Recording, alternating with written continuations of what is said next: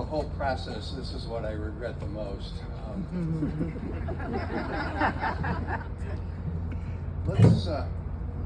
Thank you, Lynn. Thank you, Kate. Thank you, Nico, wherever he is. I think first, before I tell you a few Bob stories, I'd like to introduce my family, who are critical to this whole process, as well as our staff. So, in the blue, I'd like you to meet my wife, Carolyn, my daughter, Erica, her husband, Brendan, and my Aunt Lois, okay, are all here to celebrate. We think this is pretty special for our family.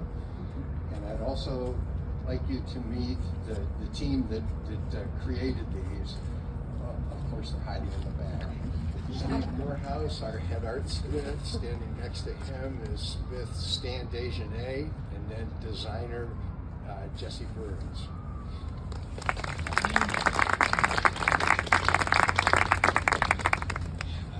Why are we here today? If we go back even a year further than Lynn just explained, I was actually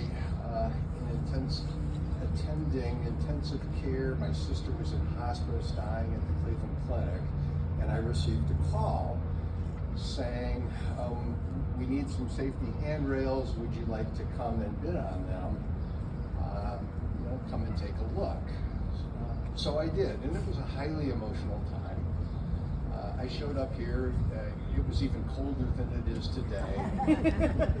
Stood out here and realized that in the corner, I assume most of you are familiar with the garden, in the far left corner, you can see right there, is a set of gates that my father designed.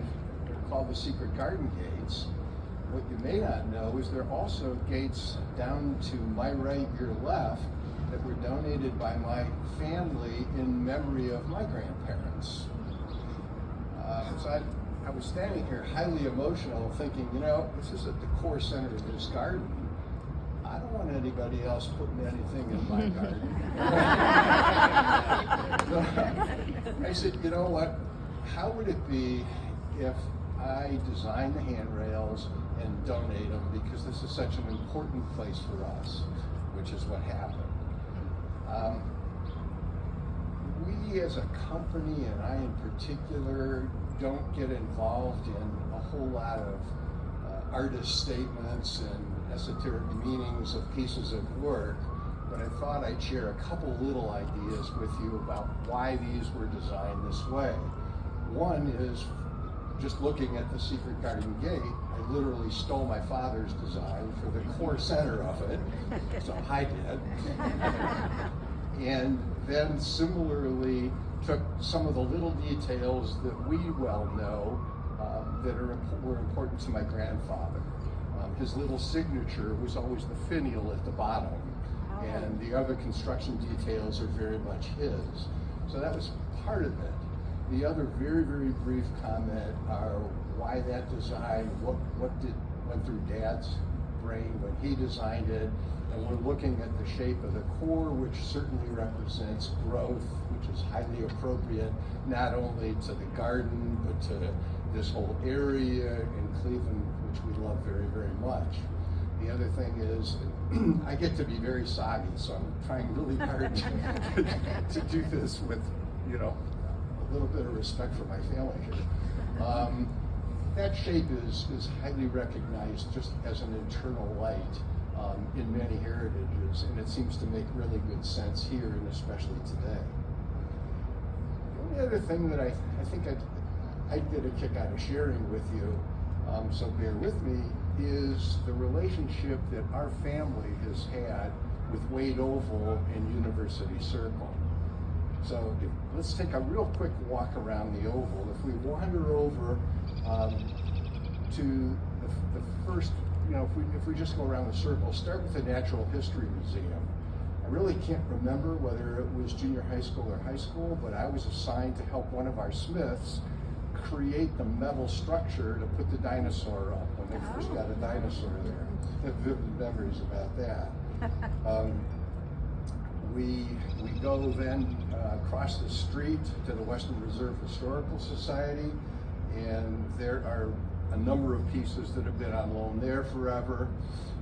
Another interesting story, though, is when the Humphreys and others got together and resurrected or saved the Euclid Beach carousel. It was almost complete, and I got a phone call from the Humphrey family, who are friends, saying, you know, it's just not right. Can you help here? So I met them, and I think there was 2 weeks or so before the completion, and we were looking at it. He said the top just isn't complete. So I ended up designing the acorn-shaped top, which is very reminiscent of the building at which it was originally found.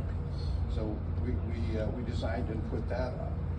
If you continue walking down the street, I was tortured for, I don't know, 13 or 14 years from I think, elementary school into college by taking violin lessons at the University of Music.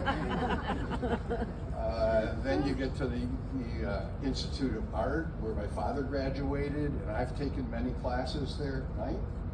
Then realize that you're on Western Reserve's campus, which is where my mother graduated.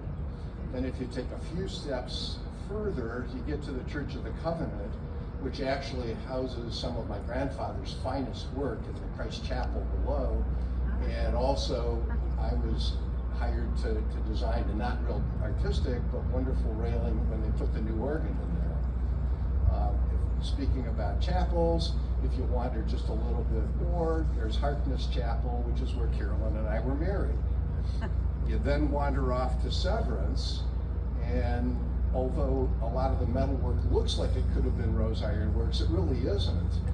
But realize that since the tickets there were 25 cents a piece, so my family story goes, our family has had season tickets there forever. Carolyn and I still go there Thursday evenings. One more step over to the Cleveland Museum of Art, and we are intensely proud that our work is part of the permanent collection there. It was a very humbling day during the Jazz Age show. I walked around the whole oval, and especially around the pond, looking at every single light post, every sign had the image of the Muse screen that my grandfather did. And it's sort of interesting to realize that Steve and our team and I are now making another screen just like that. It's a long story, we'll come up to later. But with this intense connection, both to Cleveland and certainly this whole area, I feel it's sort of a reverse. I want to thank you for letting us be allowed to contribute with such a fitting place for a memorial to my whole family. So I would like to give you this plaque that I understand is going to be put at the base of it. Thank you. Thank you.